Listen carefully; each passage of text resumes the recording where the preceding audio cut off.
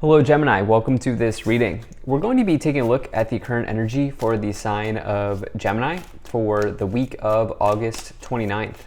Now do keep in mind, this is a general reading, so take the messages as they resonate, drop the ones that do not, and also check out your sun, moon, and rising signs. Go and see what we have here for you, Gemini. Now, I do hope you're doing well. Hope things are going good for you. I am using the Tarot Muka as well as the Keepers of the Light Oracle deck. There are links to all of these decks in the description below if you'd like to pick them up for yourself. All right, Gemini, let's go ahead and see what we have here. We'll make sure everything's in view. I think that's looking just about good enough to me for right now. Put this up here, and then I'll also take 1, 2, 3 of these Keepers of the Light cards. All right. So Gemini, definitely liking what I see here. Some of you are coming out of a period of upheaval for sure, but there was something that was very important. There was something that you learned that was very important during this shock to your system, or during this upheaval, during this shocking change that happened. There was something that was very important that you learned through this. Along with that, you've completed that cycle, whatever is sort of shocks you here, that in the past, that cycle is closed, has been closed out at this point. And now some of you are kind of looking at your situation, and there's something related to your day-to-day that is very important. So this would be your habits, right? This is like, how early do you wake up? Or, do you get to from point A to point B on time? Do you eat a healthy breakfast? Do you work out? Do you walk? Do you take care of yourself is really what I'm saying. Like, is your day-to-day routine supporting you in where you want to go? Because there's something around long-term planning, long-term situations here related to your day-to-day that is showing up as important in this reading. All right, so let's go ahead and let's break this down a little bit more here. So in the overall situation, you do have the Six of Wands, which is about victory and success. It's a very, very good card. This is the second win in the Suit of Wands. This is the big win that you've been building up to. Oftentimes we have to start with small wins, right? Like maybe we're eating 3 unhealthy meals a day. Maybe we start eating 1 unhealthy meal a day. And then eventually that, stacks up into a bigger win, more weight loss, better health, whatever, right? I'm just using this as an example. Or, you go to the gym 3 times a week, now you're going 5 times a week. I don't know, whatever, right? And as a result, you have a fitter, you're fitter than you were. I think I'm using that. You're more physically fit than you were before. So that the Six of Wands is that sort of victory that shows up in your life, right? And it is also this idea of maybe even being publicly recognized, but it says that you're sort of triumphant when you get the Six of Wands. So it's a very good card, specifically if you are in, like if you're here and you're dealing with like a workplace scenario. It can say that you're sort of like rising above the rest, if you will, because if you take a look here, this person is being cheered on, right? So you could say that these are your colleagues and you're rising above the rest. And what else did I want to say about that? Yeah, I mean, just a general situation of exceeding expectations. So yeah, definitely like to see that. Now in the past, if I think about what I said, if I remember what I was trying to say, I'll bring it in. But in the past here, you have the Tower and the World card. So that is extremely heavy. Okay, that's a big energy. And if you go back and you watch my rest of the year reading, you had Gemini out of all of the signs, and I remember this distinctively. I don't always remember what I say in the readings, but I remember distinctively the rest of the year reading for Gemini was heavy, and this supports it for sure. Okay, Now, the thing is, in this reading that we're doing right now, this is behind you. And so it can say, when you get the Tower in the past, it can say that the worst is behind you. The Tower is like the house of cards falling. But in this case, it was a shock to your system. It was something that happened here that I think maybe woke you up or kind of allowed you to realize that something just wasn't supporting you or something just wasn't right in your life. You have this World card with it as well, which is Saturn energy, and Saturn is about doing something important. Okay, it is the big energy in astrology. It is the strict or the stern grandfather in astrology, asking you to stay on task and stay on target and to do the things that you need to do, to go the distance, so to speak. But ultimately, Saturn brings the greatest rewards. Same is true with the World card. The World is a major completion of a cycle. And so it is a success, it is a victory. And so you've had a shock here. Something happened that was surprising, or there was something here that was surprising to you. This could have been in the distant past, because this is showing up in the position of the distant past. But you also here learned something very important as this cycle has closed out for you with the Tower and the World. In the future, you have the Seven of Pentacles and the Ten of Wands, all right? So Seven of Pentacles is all about long-term situations, long-term investments paying off in one's life.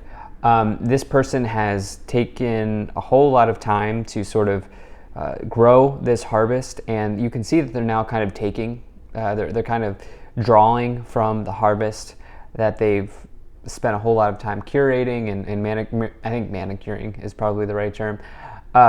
And so the Seven of Pentacles can talk about like you thinking for the long term. And some of you here, you've had, and at the beginning of this reading, I said this is around your day-to-day.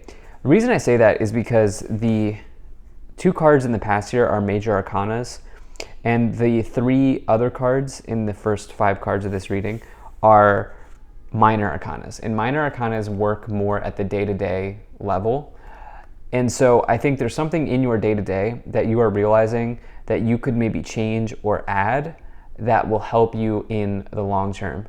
The Ten of Wands is also a completion, so you have the World here in the past as well as the Ten of Wands in the future. So there is something that's, again, it's like cycle after cycle here. With the World and the Ten of Wands in the future, there is something that is kind of closing or completing out here again, but there's more work ahead for you. And I think that there's more work ahead in the sort of, I think the worst is behind you, but I also do think that there's more work ahead here in something related to your day-to-day as it relates to your long-term, maybe financial outlook or your long-term material situation. Could also be your work situation as well, because Wands is a suit of work, career, and enterprise. Let's go ahead and let's get some more details here. I'm not exactly clear. So you have the Knight of Cups, you have the Ace of Wands, you have the the Hierophant, and also the Two of Cups. All right. So for some of you, this change was related to a relationship. Some of you could have surprisingly met somebody in the past year with the Knight of Cups and the Tower. Tower and the Knight of Cups, I mean, you could go in 2 directions with that. I really try to keep the readings positive, but you could go in 2 directions with that.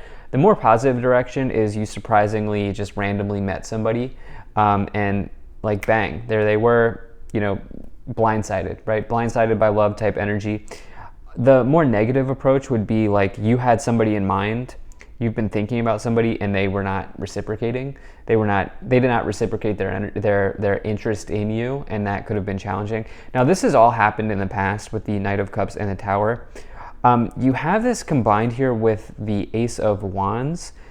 Ace of Wands and the Knight of Cups is a really great energy if you are looking for like a passionate romantic situation, especially if you throw in the Two of Cups, which the Two of Cups is my favorite romance card in the tarot. It's 2 souls linking up in this lifetime. And what's really interesting here is you have the Hierophant in between the Ace of Wands and the Two of Cups. Hierophant is a traditional card of marriage, but it is also something that is just simply traditional in life. It's the old way of doing something. It's the old guard, if you will, the old world, if you will, right?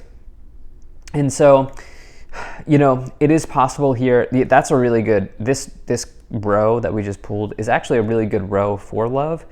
What I feel like some of you are interested in, like, it's either, if you're here for new love, it's the people that I'm talking to right now. Like, if you're already in a relationship or you're already married or whatever, like, this is probably not your message.